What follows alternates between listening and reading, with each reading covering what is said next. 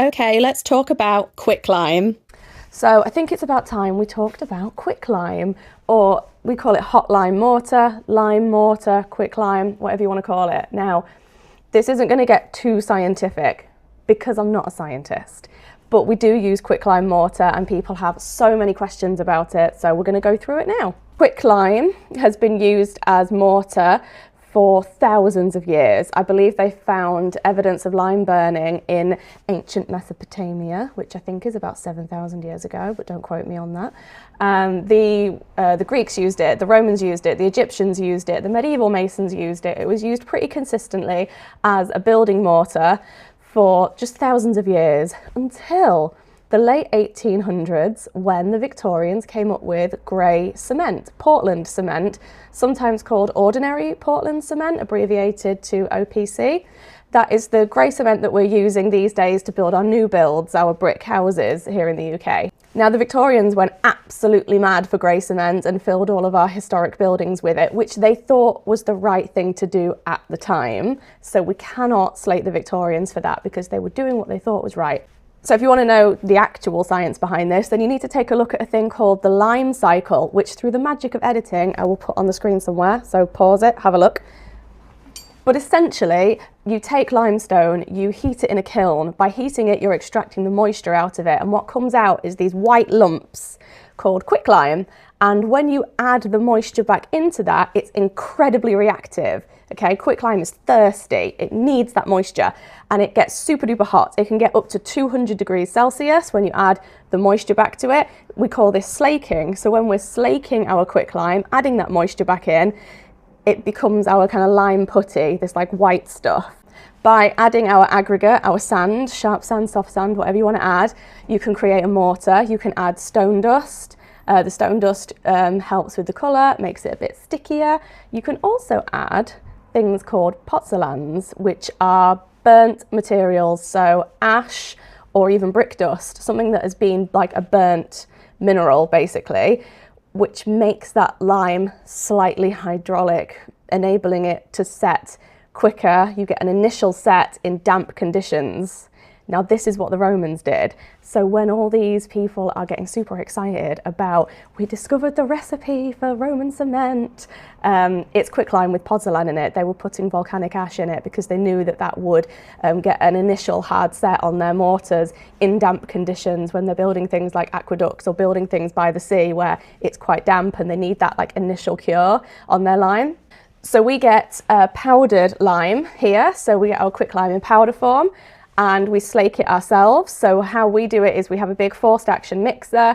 We will do 3 to 1. So 3 sand, 3 aggregate to 1 lime, and we will add 1 and a bit buckets of water, 1 heaped bucket of water. The heaped bit is very important. So we mix it dry first. We put in our lime and our sand, mix it dry. Then put in a tiny bit of water to initiate the slaking process.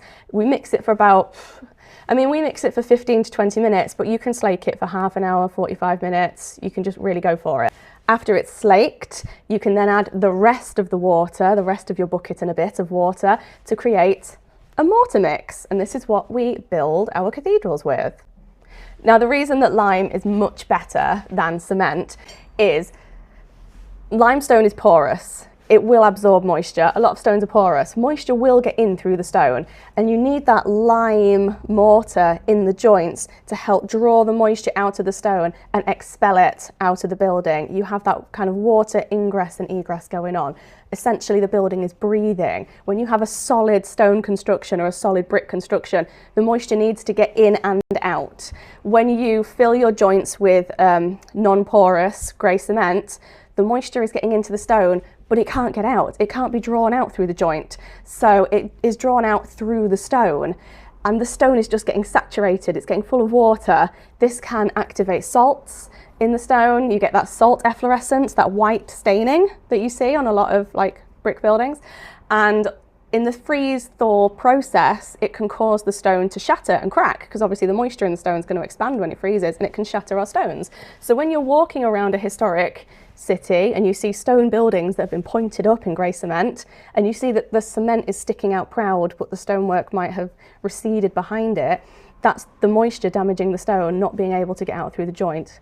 and damaging the brickwork or the stonework. So quite a big part of our job is removing the cement from the building. We have big schemes of repointing. We're removing that horrible grey Portland cement and putting lime mortar back in, allowing the building to start breathing again and expelling all that moisture that it's absorbed. I should probably talk about PPE at this point. So I wouldn't recommend just going out and getting yourself a bag of quicklime and playing with it. It is quite dangerous. It's not good for you guys. You don't want to breathe it in. You don't want to get it on your skin.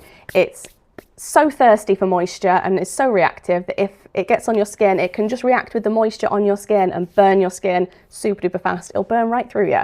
Not great. If you get it in your eyes, that is a bad time. So we wear masks, glasses, long sleeves, gloves. We keep our skin covered. If you do get it in your eye, you can't use regular eye wash because obviously it reacts with moisture. You don't want to add moisture to the lime and speed up that reaction because that's a bad time. So we use diphoterine eye wash, which is going to stop the reaction of the lime. We have diphoterine eye washes everywhere, especially in the mixing area. So if you are careful and if you kind of are quite respectful of it and learn how to use it, it is such a good material to use. It's super sticky. I love pointing. I love fixing with quicklime. It's so much better than cement. Just me, editing Rachel here. I realised as I was editing that video that I meant to say something that I completely forgot to say, and that is that I am not a lime expert. By no means. I do only pretty much exclusively use hot lime mortar in all of my practices as a stonemason, have been using it for years, so I'm pretty familiar with it, but I would never call myself an expert.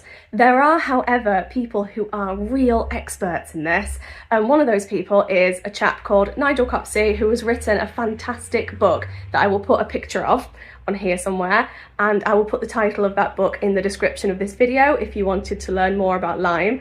There is also an organisation called the Building Limes Forum who hold regular conferences all about the wonderful world of lime, and I've been to one of these conferences and it was actually amazing, so would recommend checking that out if you want to learn more about building lime mortar.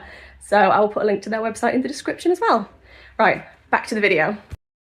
So I hope that's been a little bit helpful and a little bit insightful. If you've got any questions, as always, get in the comments. And when I am eventually back on site in a couple of months doing all of our fixing and our pointing, there will be many more videos about this, I'm sure. Also, I'm very sorry if you made it this far and you're annoyed that this is in portrait. It is because a lot of my footage that I have put in this video, I filmed last year before I started doing YouTube, and it's all in portrait. So we're just gonna have to make do with some portrait videos for a little bit, but all of my newer videos going forward will be in landscape. I'm so sorry. This is the bit where you're supposed to say like and subscribe, so if you would like to do that, I would appreciate it. If not, that's cool too. Right, let's go to work.